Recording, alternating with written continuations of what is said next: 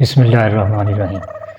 एक बादशाह होंदा 10 जंगली कुत्ते रखे होंदे ने ते जेड़ा भी वजीर गलती करता तो बादशाह आंदा कि इन्हूं ना कुत्तियां अगे पा दिओ तो कुत्ते नूं पाड़ पूड़ दिंदे ने, मार छड्डदे ने वजीर नूं। तो बादशाह दा एक वजीर बड़ा सियाणा हुंदा ते बड़ा वफादार हुंदा ते उस को एक दिन गलती हो जाती, सरदर्द होंदी गरीब को, तो बादशाह आंदा इन्हूं ना कुत्तियां अगे पा दिओ। तो वह वजीर बड़ा सियाणा ते बड़ा चलाक हुंदा है। वो आंदा बादशाह साहब मैनू कुत्तियां अगे पा देना, लेकिन मैनू 10 दिन का टाइम दिओ। वो 10 दिन का टाइम लैके ना तो जिथे कुत्ते रखे होंगे उत्थे चले जाता। वो 10 दिन कुत्तियां नाल कटदा है, जंगली कुत्तियां नाल।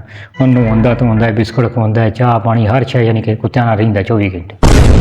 10 दिन का टाइम मुक जाता है तो बादशाह आंदा कि वजीर नूं ले आओ तो कुत्ते भी ले आओ। वजीर नूं ले आउंदे ने तो उत्ते कुत्ते छड्डदे ने ते कुत्ते आ के पैर चट्टण लग पैंदे ने।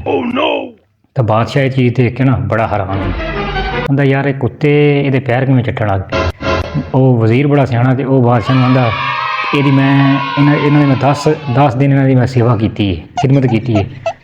ये मैनू हुण वढ़ देणगे, मैनू मार देणगे ते मैं तुहाडी 10 साल खिदमत की है बादशाह साहब, वफादारी की। एक गलती की है तो तुसां ना मैनू हुण कुत्तियां अगे पाउण लगे, तो बाकी अगे सोच लो। बादशाह क्या गलत तेरी ठीक है बिल्कुल भी यार, तू 10 साल मेरे नाल वफादारी कढ़ी है तो एक गलती की है, ये सज़ा तो नहीं बनती। तो बादशाह का चलो कुत्ते वाला काम छड्डो, इनू मगरमच्छां वाले तलाब च पा दिओ।